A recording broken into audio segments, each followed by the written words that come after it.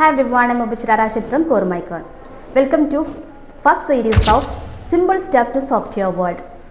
In this series, we are discussing about 6 topics.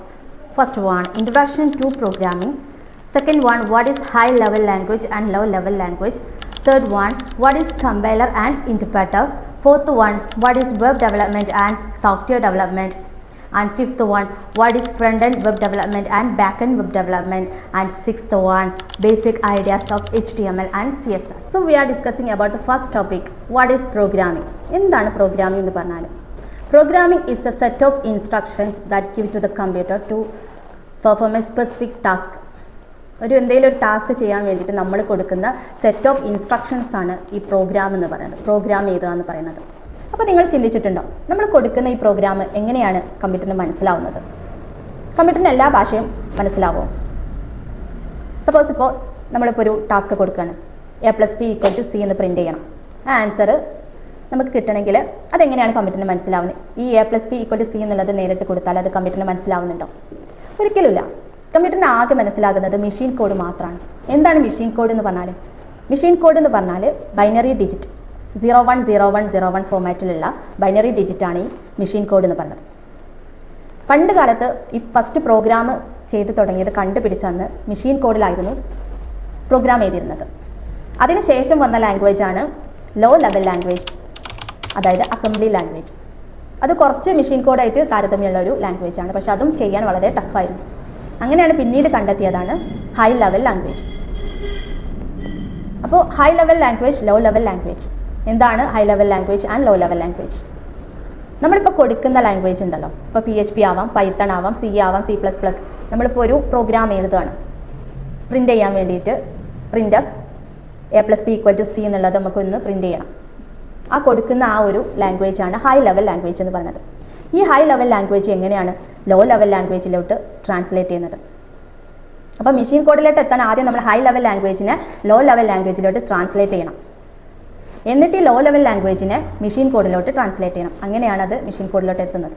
High level ലാംഗ്വേജിനെ low level ലാംഗ്വേജിലോട്ട് translate ചെയ്യുന്നത് compiler അല്ലെങ്കിൽ interpreter use ചെയ്തിട്ടാണ്. നമുക്കറിയാം, ഒരു മലയാളം ഒരു ഇംഗ്ലീഷിലോട്ട് ട്രാൻസ്ലേറ്റ് ചെയ്യുന്നത് ഒരു ട്രാൻസ്ലേറ്റർ ആവശ്യമാണല്ലോ. അതുപോലെ തന്നെ ഹൈ ലെവൽ ലാംഗ്വേജിനെ ലോ ലെവൽ ലാംഗ്വേജിലോട്ട് മാറ്റുന്നത് കമ്പൈലർ യൂസ് ചെയ്തിട്ടോ അല്ലെങ്കിൽ ഇൻ്റർപ്രെറ്റർ യൂസ് ചെയ്തിട്ടോ ആണ്. എന്നിട്ട് ഈ ലോ ലെവൽ ലാംഗ്വേജ് എന്ന് പറയുന്ന അസംബ്ലി ലാംഗ്വേജിനെ അസംബ്ലർ എന്നൊരു ട്രാൻസ്ലേറ്റർ യൂസ് ചെയ്തിട്ട് മെഷീൻ കോഡിലോട്ട് മാറ്റുന്നു.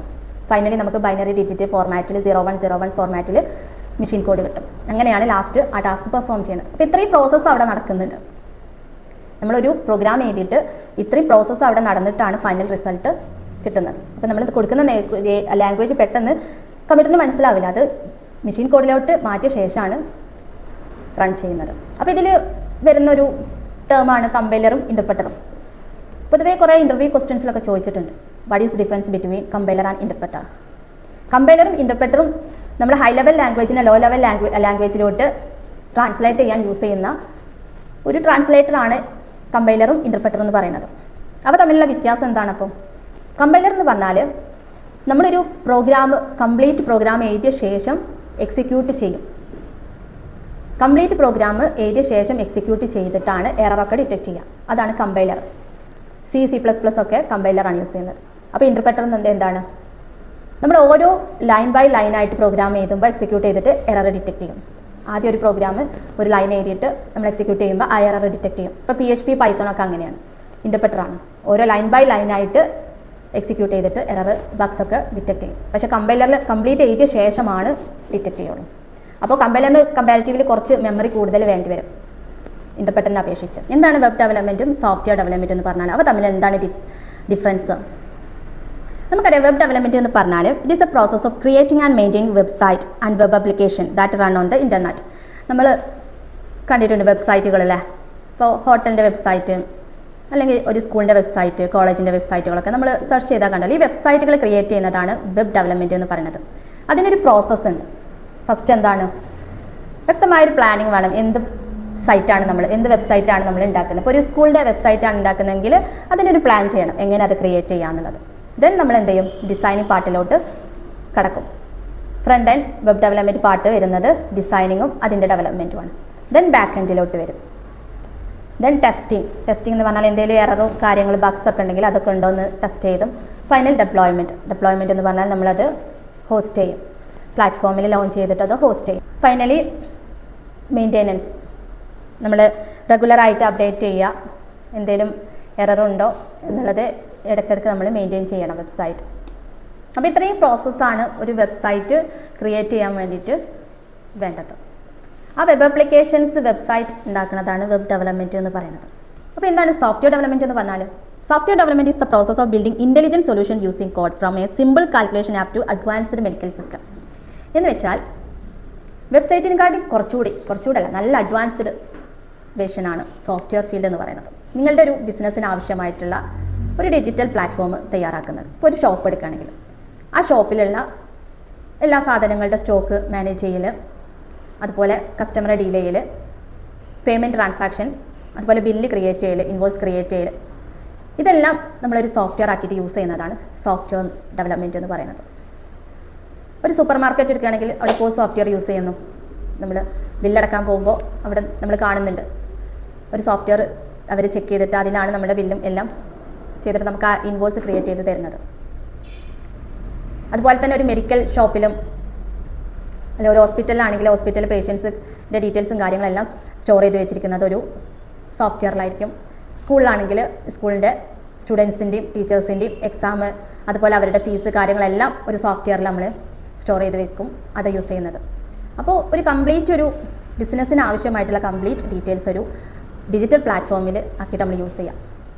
അപ്പോൾ കമ്പാരിറ്റീവ്ലി നമുക്ക് മനസ്സിലാവും ഒരു വെബ്സൈറ്റ് ഉണ്ടാക്കണേക്കാട്ടി ഒരു ഡബിളാണ് ഒരു സോഫ്റ്റ്വെയർ ഡെവലപ്പ് ചെയ്യാമെന്ന് പറയുന്നത്. ദാറ്റ് ഈസ് ഡിഫറൻസസ് വെബ് ഡെവലപ്മെൻറ്റും സോഫ്റ്റ്വെയർ ഡെവലപ്മെൻറ്റും പറയുന്നത്. Okay, then next we are discussing about the topic what is front end web development and back end web development and what is full stack web development. Front end web development എന്ന് പറഞ്ഞാൽ ഇപ്പോൾ നമ്മളൊരു website അല്ലെങ്കിൽ ഒരു software ഉണ്ടാക്കുകയാണെങ്കിൽ അതിൽ നമ്മൾ കാണുന്ന പാട്ടുകൾ, വിസിബിൾ ആയിട്ടുള്ള പാട്ടുകൾ ഡിസൈൻ ചെയ്യുന്നതും ഡെവലപ്പ് ചെയ്യുന്നതാണ് ഫ്രണ്ട് എൻഡ് വെബ് ഡെവലപ്മെൻറ്റ് എന്ന് പറയുന്നത്. വെബ്സൈറ്റിൽ നമ്മൾ തുറക്കുമ്പോൾ കാണുന്ന നല്ല ഭംഗിയുള്ള ഡിസൈൻസ് നമ്മൾ കാണുമല്ലോ, ഈ ഡിസൈനുകളൊക്കെ എങ്ങനെ നമ്മൾ ക്രിയേറ്റ് ചെയ്യാം, അതാണ് ഈ ഫ്രണ്ട് എൻഡ് വെബ് ഡെവലപ്മെൻറ്റിൽ ചെയ്യുന്നത്. അത് മെയിനായിട്ട് നമ്മൾ യൂസ് ചെയ്യുന്ന ലാംഗ്വേജ് HTML, CSS, ജാവാസ്ക്രിപ്റ്റിൻ്റെ ഫ്രെയിംവർക്കുകളായിട്ടുള്ള റിയാക്ട് JS, ആംഗുലാർ JS, CSSൻ്റെ ഫ്രെയിംവർക്കുകളായിട്ടുള്ള ബൂട്ട്സ്ട്രാപ്പ് ഒക്കെ യൂസ് ചെയ്തിട്ടാണ് നമ്മൾ ഫ്രണ്ട് എൻഡ് വെബ് ഡെവലപ്മെൻറ്റ് ചെയ്തിട്ട് ഒരു വെബ്സൈറ്റ് ക്രിയേറ്റ് ചെയ്യുന്നത്. അപ്പോൾ എന്താണ് ഈ ബാക്ക് എൻഡ് വെബ് ഡെവലപ്മെൻറ്റ് എന്ന് പറഞ്ഞാൽ? ബാക്ക് എൻഡ് വെബ് ഡെവലപ്മെൻറ്റ് എന്ന് പറഞ്ഞാൽ നമ്മൾ വിസിബിൾ അല്ലാത്ത പാട്ടുകൾ.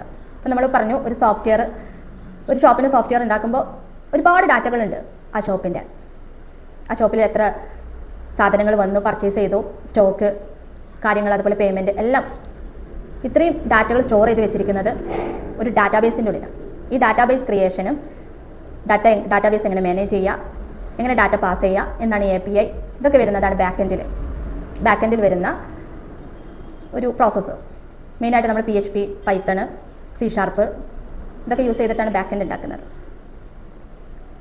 PHPൻ്റെ ഫ്രെയിംവർക്കുകളായിട്ടുള്ള ലറാവൽ, പൈത്തണിൻ്റെ ഫ്രെയിംവർക്ക് എന്ന് പറയുന്നത് ഡിജാങ്കോ, C# ആണെങ്കിൽ .NET ഒക്കെ യൂസ് ചെയ്തിട്ടാണ് നമ്മൾ ബാക്ക് എൻഡ് ക്രിയേറ്റ് ചെയ്യുന്നത്. ഇനി ഇത് രണ്ടും കൂടി കമ്പൈൻ ചെയ്ത് പഠിക്കുന്നതാണ് ഫുൾ സ്റ്റാക്ക് വെബ് ഡെവലപ്മെൻറ്റ് എന്ന് പറയുന്നത്. അപ്പോൾ എന്താണ് ഈ ഫുൾ സ്റ്റാക്ക് വെബ് ഡെവലപ്മെൻറ്റ് എന്ന് പറയുന്നത്? ഫ്രണ്ട് എൻഡ് ഡെവലപ്മെൻറ്റും ബാക്ക് എൻഡ് ഡെവലപ്മെൻറ്റും കമ്പൈൻ ചെയ്തതാണ് ഫുൾ സ്റ്റാക്ക് വെബ് ഡെവലപ്മെൻറ്റ് എന്ന് പറയുന്നത്. നമ്മളിപ്പോൾ ഒരു full stack web development course പഠിക്കുകയാണെങ്കിൽ ഫ്രണ്ട് എൻഡും പഠിക്കും, ബാക്ക് എൻഡും പഠിക്കും. ഇപ്പോൾ അഡ്വാൻസ്ഡ് ആയിട്ട് മേൺ സ്റ്റാക്കും മീൻ സ്റ്റാക്കും ഒക്കെ വന്നിട്ടുണ്ട്. മേൺ സ്റ്റാക്ക് എന്ന് പറയുമ്പോൾ അവിടെ MongoDB, Express.js, React.js, Node.js use ചെയ്യണം. നമ്മളിപ്പോൾ ഒരു സോഫ്റ്റ്വെയർ ഒരു PHP-യിലാണ് ഒരു സോഫ്റ്റ്വെയർ ഉണ്ടാക്കിയെങ്കിൽ നമ്മൾ യൂസ് ചെയ്യുന്ന ഡാറ്റാബേസ് ആയതായിരിക്കും MySQL അല്ലെങ്കിൽ SQL ആയിട്ടൊക്കെ ആയിരിക്കും. അതെല്ലാം നമ്മളൊരു മേൺ സ്റ്റാക്ക് വെച്ചിട്ടാണ് ഒരു സോഫ്റ്റ്വെയർ ഡെവലപ്പ് ചെയ്യുമെങ്കിൽ അവിടെ വരുന്ന ഫ്രണ്ട് എൻഡ് എന്ന് പറയുന്നത് React.js വെച്ചിട്ട് നമ്മൾ ഫ്രണ്ട് എൻഡ് ഡെവലപ്പ് ചെയ്യും, അല്ലെങ്കിൽ AngularJS വെച്ചിട്ട് ഫ്രണ്ട് എൻഡ് ഡെവലപ്പ് ചെയ്യും. ബാക്ക് എൻഡിൽ നമ്മൾ MongoDB, അതുപോലെ Express.jsഉം Node.jsഉം ബാക്ക് എൻഡിൽ നമ്മൾ യൂസ് ചെയ്യുന്ന ഫ്രെയിംവർക്കുകളാണ്. കംപ്ലീറ്റ്ലി ഡിഫറെൻ്റ് ആയിരിക്കും. അപ്പോൾ എങ്ങനെ ചെയ്യണം, ഏതിലേക്ക് ചൂസ് ചെയ്യണം എന്നൊക്കെ നമ്മളുടെ ഇഷ്ടമാണ്. പിന്നെ ഒന്നുകൂടെ അഡ്വാൻസ്ഡ് ആണ്, ഒന്നുകൂടെ സ്പീഡ് കൂടുതലായിരിക്കും. Node.jsലൊക്കെ നമ്മൾ ഡിസൈൻ ചെയ്യുമ്പോൾ കൂടുതൽ ടൈമില്ലാതെ അത് യൂസ് ചെയ്യാൻ പറ്റും. രണ്ടിൻ്റേതായ ബെനിഫിറ്റുകളുണ്ട്. ഇപ്പോൾ നമ്മളൊരു കമ്പനിയിലോട്ട് കയറുമ്പോൾ ഫ്രണ്ട് എൻഡ് ഡെവലപ്പറായിട്ട് കയറാം, അല്ലെങ്കിൽ ബാക്ക് എൻഡ് ഡെവലപ്പറായിട്ട് കയറാം, അല്ലെങ്കിൽ ഫുൾ സ്റ്റാക്ക് ഡെവലപ്പറായിട്ട് കയറാം. ഫ്രണ്ട് എൻഡ് ഡെവലപ്പർ ആകുമ്പോൾ ഫ്രണ്ട് എൻഡ് മാത്രമേ ഡിസൈൻ ചെയ്യുള്ളൂ, ബാക്ക് എൻഡ് ആകുമ്പോൾ ബാക്ക് എൻഡ് മാത്രം ഡിസൈൻ ചെയ്യാൻ പഠിക്കാം. രണ്ടും ഇഷ്ടപ്പെടുന്നവരാണ് രണ്ടിനും വർക്ക് ചെയ്യുന്നത്. അത് നമ്മുടെ ചോയ്സാണ്, നമ്മൾ ഏത് ഫീൽഡിലോട്ട് പോകണം എന്നുള്ളത്. രണ്ടിനും അതിൻ്റേതായ ബെനിഫിറ്റുകളുണ്ട്. പിന്നെ ഒന്നുകൂടെ അഡ്വാൻസ്ഡ് ഫുൾ സ്റ്റാക്ക് പഠിക്കുന്നതായിരിക്കും. രണ്ടിൽ നമുക്ക് വർക്ക് ചെയ്യുമ്പോൾ അത്യാവശ്യം സാലറിയിൽ വർക്ക് ചെയ്യാൻ പറ്റും. Then front end web development എന്താണെന്നുള്ളത് പറഞ്ഞു ജസ്റ്റ് വിസിബിൾ പാർട്ട് ഡിസൈൻ ചെയ്യുന്നതാണ്. അതിൽ വരുന്ന ലാംഗ്വേജ് HTML ഫുൾ ഫോം എന്ന് പറയുന്നത് hyper text markup language. The backbone of any web page. HTML provides structure and content. It defines elements like headings, paragraph, line, links, image and more. അതായത് ഒരു web പേജിൻ്റെ ഒരു back bone ആണ് HTML എന്ന് പറയുന്നത്. ആ web പേജിൻ്റെ structure design ചെയ്യുന്നത് HTML വെച്ചിട്ടാണ്. നമ്മൾ ഒരു ഹെഡിങ് എഴുതുന്നത്, പാരഗ്രാഫ്, ടാബിൾസ്, ഫോം, ഇതൊക്കെ നമ്മൾ സ്ട്രക്ചർ ഡിസൈൻ ചെയ്യുന്നത് HTMLൻ്റെ ടാഗ്സുകൾ കോഡ് വെച്ചിട്ടാണ് നമ്മൾ ചെയ്യുക. CSS എന്ന് പറയുന്നത് cascading style sheet. CSS is used to style and lay out the HTML elements. It controls the look of a website including color, fonts, spacing and positioning. അതായത് നമ്മളിപ്പോൾ ഒരു HTML use ചെയ്തിട്ട് ഒരു വെബ്സൈറ്റ് ക്രിയേറ്റ് ചെയ്തു. ഒരു website നമ്മൾ HTML വെച്ചിട്ട് structured ചെയ്ത് ഡിസൈൻ ചെയ്ത ശേഷം അതിന് വേണ്ടിയിട്ടുള്ള കളറ്, ബാക്ക്ഗ്രൗണ്ടിൽ കളറ്, ടെക്സ്റ്റിന് കളറ്, അത് ഇമേജ് ആഡ് ചെയ്യൽ, ഒന്നുകൂടെ ഭംഗി കൂട്ടുന്നത് CSS യൂസ് ചെയ്തിട്ടാണ്. അതാണ് HTMLും CSS എന്ന് പറഞ്ഞാൽ അതാണ്. HTML യൂസ് ചെയ്തിട്ട് നമ്മൾ വെബ്സൈറ്റ് ഡിസൈൻ ചെയ്ത് ഒരു സ്ട്രക്ചർ ഡിസൈൻ ചെയ്ത ശേഷം CSS യൂസ് ചെയ്തിട്ടാണ് നമ്മൾ അതിനാവശ്യമായിട്ടുള്ള കളറും കാര്യങ്ങളും ഒന്നുകൂടെ ഭംഗിയിൽ നമ്മൾ ഡിസൈൻ ചെയ്യുന്നത്. പിന്നെ JavaScript. It hello dynamic content animation, form validation and responsive behaviour. JavaScript എന്ന് പറഞ്ഞാൽ ഒരു വെബ്സൈറ്റിൻ്റെ അല്ലെങ്കിൽ ഒരു സോഫ്റ്റ്വെയറിൻ്റെ നെടുന്തൂണാണ്. സ്ക്രിപ്റ്റ് ചെയ്താന്ന് പറഞ്ഞാൽ ഏതൊരു പ്രോഗ്രാമറും ജാവാസ്ക്രിപ്റ്റ് പഠിക്കലും നിർബന്ധമാണ്. ഒരു പ്രോഗ്രാം സ്റ്റാർട്ട് ചെയ്യുന്നത് ജാവാസ്ക്രിപ്റ്റ് എന്നാണ്. HTML CSS ജസ്റ്റ് ഒരു ഡിസൈൻ പാർട്ടാണ്. ഒരു ഓരോ ടാഗുകൾ വെച്ച് നമ്മൾ ഡിസൈൻ ചെയ്യുമ്പോൾ ജാവാസ്ക്രിപ്റ്റ് എന്ന് പറഞ്ഞാൽ പ്രോഗ്രാം സ്റ്റാർട്ട് ചെയ്യുന്നത് ഫസ്റ്റ് ജാവാസ്ക്രിപ്റ്റ് എന്നാണ്. ഫ്രണ്ട് എൻഡിൽ നിന്ന് പ്രോഗ്രാം ഫസ്റ്റ് സ്റ്റാർട്ട് ചെയ്യുന്നത് ജാവാസ്ക്രിപ്റ്റ് എന്നാണ്. അപ്പോൾ നമുക്ക് ഒരു ഫോം ക്രിയേറ്റ് ചെയ്താൽ അത് വാലിഡേറ്റ് ചെയ്യുന്നത്, ഒരു ഫോം സബ്മിറ്റ് ചെയ്യുമ്പോൾ ഡാറ്റ പാസ് ചെയ്യുന്നത്, അതൊക്കെയാണ് ജാവാസ്ക്രിപ്റ്റിൽ ചെയ്യുന്നത്. അതുപോലെ ആനിമേഷൻസ്, ബട്ടൺ ക്ലിക്ക് ചെയ്യുമ്പോൾ അത് ഓപ്പൺ ആവണം, അങ്ങനത്തെ ഓരോ കാര്യങ്ങളൊക്കെ നമ്മൾ ജാവാസ്ക്രിപ്റ്റിൽ പ്രോഗ്രാം ചെയ്തിട്ടാണ് കൊടുക്കുന്നത്. പിന്നെ അതിൽ പറയുന്നത് ഫ്രെയിം വർക്ക് എന്താണ്, ലൈബ്രറീസ് എന്താണ്. ഫ്രെയിം വർക്ക് എന്ന് പറഞ്ഞാൽ it like React, Angular help simplify and speed up the development process by offering pre build components and more efficient way to manage user interaction and data flow. എന്ന് പറഞ്ഞാൽ നമ്മളിപ്പോൾ ഒരു CSSനായാലും ഒരു ജാവാസ്ക്രിപ്റ്റിനായാലും ഒക്കെ ഫ്രെയിം വർക്കുകളുണ്ട്. CSSൻ്റെ ഫ്രെയിം വർക്കാണ് ബൂട്ട്സ്ട്രാപ്പ് എന്ന് പറയുന്നത്. ഫ്രെയിം വർക്കുകൾ എന്ന് പറഞ്ഞാൽ അതിൽ ഓൾറെഡി ബിൽഡ് ചെയ്ത കുറേ ക്ലാസ്സുകൾ ഉണ്ടാക്കും. ആ ക്ലാസ്സുകൾ നമ്മൾ വിളിക്കുകയാണ്. ഇപ്പോൾ ഒരു CSSൻ്റെ ബൂട്ട്സ്ട്രാപ്പിൽ ഒരുപാട് ക്ലാസ്സുകൾ ഓൾറെഡി ബിൽഡ് ചെയ്ത് വെച്ച്, അപ്പോൾ നമ്മൾ ആ ബൂട്ട്സ്ട്രാപ്പ് വെച്ചിട്ട് വെബ്സൈറ്റ് ഡിസൈൻ ചെയ്യുമ്പോൾ നമുക്ക് കുറേ കോഡ് എഴുതുന്നത് കുറഞ്ഞു കിട്ടും, ഒന്നുകൂടെ സിംപ്ലിഫൈ ആയിരിക്കും. എന്നിട്ട് നമ്മൾ CSSൽ ഓരോ സ്റ്റൈൽ വെച്ചിട്ട് ഓരോ കോഡ് എഴുതിണ്ടാക്കണം. ഒരു ബാക്ക്ഗ്രൗണ്ട് കളറാണെങ്കിലും ഒരു ഇമേജ് ആഡ് ചെയ്യണമെങ്കിലും ഒക്കെ ഹെഡിങ്ങിനൊക്കെ കളർ കൊടുക്കണമെങ്കിലൊക്കെ നമ്മൾ ഓരോ കോഡ് എഴുതണം CSSൽ. എന്നാൽ ബൂട്ട്സ്ട്രാപ്പിലത്തെ ഒരു ക്ലാസ് വിളിച്ചാൽ നമുക്കത് നേരെ ആ ഒരു കളറും കാര്യങ്ങളൊക്കെ കിട്ടും. അപ്പോൾ ഒന്നുകൂടെ സിംപ്ലിഫൈ ആവും. അതാണ് ഫ്രെയിം വർക്ക് കൊണ്ടുള്ള, ലൈബ്രറീസ് കൊണ്ടുള്ള ഒരു ഉപകാരം എന്ന് പറയുന്നത്. അതുപോലെ ജാവാസ്ക്രിപ്റ്റിൻ്റെ റിയാക്ട് JS, ആംഗുലാർ JS എന്നുള്ള ഫ്രെയിം വർക്കുകൾ യൂസ് ചെയ്യുമ്പോൾ ഒന്നുകൂടെ സിംപ്ലിഫൈ ആകും. ജാവാസ്ക്രിപ്റ്റിൻ്റെ കോഡ് ഒന്നുകൂടെ സിമ്പിളാകും, നമുക്ക് യൂസ് ചെയ്യാൻ ഒന്നുകൂടെ യൂസർ ഫ്രണ്ട്ലി ആകും. അതിനാണ് ഈ ലൈബ്രറീസ് യൂസ് ചെയ്യുന്നത്. Responsive design ensuring the website look good and function well on various devices, desktop, tablet and smart phone using technique like media queries and flexible grid. അതായത് നമ്മളിപ്പോൾ ഒരു website ഉണ്ടാക്കി കഴിഞ്ഞാൽ അത് ലാപ്ടോപ്പിൽ ഒരു വ്യൂ ആയിരിക്കും, ടാബിൽ ഒരു വ്യൂ ആയിരിക്കും, മൊബൈലിൽ ഒരു വ്യൂ ആയിരിക്കും. ഓരോ സൈസ് ആയിരിക്കുമല്ലോ. മൊബൈലാകുമ്പോൾ ഒരു ചെറിയൊരു രീതിയിലായിരിക്കും കാണാം, ലാപ്ടോപ്പിലാണെങ്കിൽ വലിയൊരു സൈസിലായിരിക്കും കാണാം. അപ്പോൾ ഓരോന്നിനും നമ്മളൊരു മീഡിയ ക്വയറി എഴുതി കൊടുക്കണം. അല്ലെങ്കിൽ നമ്മൾ ബൂട്ട്സ്ട്രാപ്പിൻ്റെ ഗ്രിഡ് സിസ്റ്റം യൂസ് ചെയ്തിട്ട് ഒരു ഫ്ലെക്സിബിൾ ആയിട്ടുള്ള അതിനൊരു സൈസ് കൊടുക്കണം. അതാണ് ഈ റെസ്പോൺസീവ് ഡിസൈൻ എന്ന് പറയുന്നത്. ഒരു വെബ്സൈറ്റ് ചെയ്യുമ്പോൾ നമ്മളൊരു റെസ്പോൺസീവ് ഡിസൈൻ തന്നെ വെബ്സൈറ്റ് ചെയ്യണം. എന്നാലും നമ്മളത് പോസ്റ്റ് ചെയ്യുമ്പോൾ ടാബിലൊരു വ്യൂലും ലാപ്ടോപ്പിലൊരു വ്യൂ, മൊബൈലിലൊരു കറക്റ്റ് വ്യൂവിൽ വരുള്ളൂ, അല്ലെങ്കിൽ ആ കറക്റ്റ് രീതിയിൽ അത് കാണില്ല. മുന്നേ ഞാൻ ഡിസ്കസ് ചെയ്തു. ഇപ്പോൾ ഒരു coding is a pre build collection of tools, libraries, best practice that provide and structures for developing software application. It help developers by providing reusable code, standard pattern and shortcut, allowing them to build application fast and more efficient. Already build ചെയ്ത് വെച്ച കുറേ ക്ലാസ്സുകൾ നമ്മൾ വിളിച്ച് ഒന്നുകൂടെ ഒരു fast ആകാനും നമുക്ക് കോഡ് സിംപ്ലിഫൈ ചെയ്യാനുള്ള ഫ്രെയിം വർക്കും ലൈബ്രറീസ് ഒക്കെ യൂസ് ചെയ്യുന്നത്. HTMLൻ്റെ ഫ്രെയിം വർക്ക് ഒന്നുമില്ല. CSSൻ്റെ ഫ്രെയിം വർക്ക് ബൂട്ട്സ്ട്രാപ്പ് ഞാൻ പറഞ്ഞു. JSൻ്റെ റിയാക്ട് JSും ആംഗുലാർ JSും. React native framework use to develop Android app. ജാവാസ്ക്രിപ്റ്റിൻ്റെ ഒരു ഫ്രെയിം വർക്കാണ് റിയാക്ട് നേറ്റീവ്. അത് ഉപയോഗിച്ച് നമുക്ക് മൊബൈൽ ആപ്പ് ഉണ്ടാക്കാൻ പറ്റും, Android app. Then back end എന്താണെന്ന് നമ്മൾ പറഞ്ഞു. സെർവർ സൈഡ് ലോജിക്കാണ്, ഡാറ്റാബേസ് കാര്യങ്ങളൊക്കെ വരുന്നത്. പിന്നെ അതിൽ API വരുന്നുണ്ട്. API എന്ന് പറഞ്ഞാൽ എന്താ, ഫ്രണ്ടിനും ബാക്കെൻഡും കണക്ട് ചെയ്യാൻ കൊടുക്കുന്ന ഒരു കോഡാണ്. Developers open build API application program interface to allow communication between server and client side between different system. Server എന്ന് പറയുന്നത് ബാക്കെൻഡും, ക്ലയൻറ്റ് എന്ന് പറഞ്ഞാൽ നമ്മൾ ചെയ്യുന്നത് ഫ്രണ്ട് എൻഡിലും. അപ്പോൾ ക്ലയൻറ്റും സെർവറും തമ്മിലുള്ള ഒരു കണക്ഷൻസ് കൊടുക്കുന്നത് ഈ API ആണ്. ആപ്ലിക്കേഷൻ പ്രോഗ്രാം ഇൻ്റർഫേസ് വെച്ചിരുന്നത് കാര്യങ്ങളൊക്കെ ബാക്കെൻഡിലാണ് വരുന്നത്.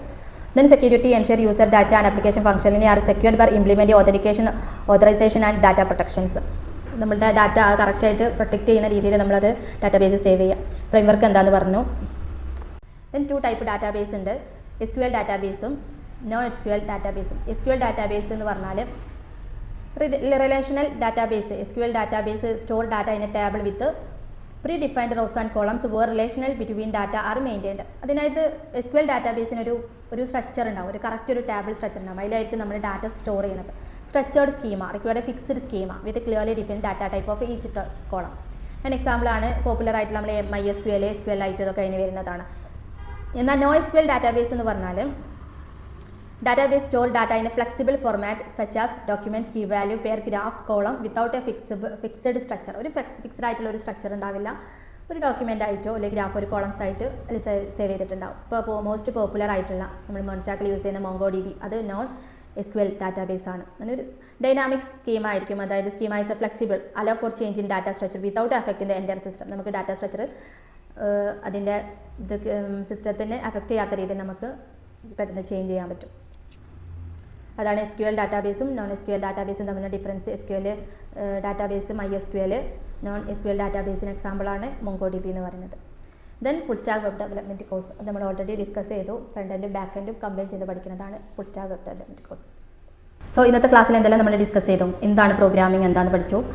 ദെൻ ഹൈ ലെവൽ ലാംഗ്വേജ് എന്താ, ലോ ലെവൽ ലാംഗ്വേജ് എന്താണ്, കമ്പ്യൂട്ടറിന് മനസ്സിലാകുന്ന ലാംഗ്വേജ് ഏതാണ്, മെഷീൻ കോഡ് എന്താണ്, കമ്പൈലർ എന്താണ്, ഇൻ്റർപ്രറ്റർ എന്താണ്, എന്താണ് വെബ് ഡെവലപ്മെൻറ്റ്, എന്താണ് സോഫ്റ്റ്വെയർ ഡെവലപ്മെൻറ്റ്, എന്താണ് full stack web development, front end web ഡെവലപ്മെൻറ്റിൽ എന്തൊക്കെ ലാംഗ്വേജുകൾ വരും, ബാക്ക് എൻഡ് ഡെവലപ്മെൻറ്റിൽ എന്തൊക്കെ ലാംഗ്വേജുകൾ വരും, അതുകൂടാതെ തന്നെ ഡാറ്റാബേസ് ഏതാ, നോൺ SQL ഡാറ്റാബേസും SQL ഡാറ്റാബേസും എന്താണെന്ന് പഠിച്ചു. ദെൻ HTML-ഉം CSS-ൻ്റെ ഒരു ബേസ് എന്താണെന്ന് പഠിച്ചു. ഇത്രയും കാര്യങ്ങൾ നമ്മൾ ഈ ഫസ്റ്റ് സീരീസിൽ ഡിസ്കസ് ചെയ്തു അല്ലേ. അപ്പോൾ ഇന്നത്തെ ക്ലാസ് ഇന്ന് സീരീസ് 1 വൈൻഡപ്പ് ചെയ്യുകയാണ്. നെക്സ്റ്റ് നമ്മൾ സീരീസ് 2 ഡിസ്കസ് ചെയ്യാൻ പോകുന്നത് first topic HTML CSS use ചെയ്തിട്ട് എങ്ങനെ ഒരു ബില്ല് നമുക്ക് ക്രിയേറ്റ് ചെയ്യാം, ഒരു ഇൻവോയ്സ് എങ്ങനെ ജനറേറ്റ് ചെയ്യാം. So just wait for series 2. വീണ്ടും കാണാം. Thank U.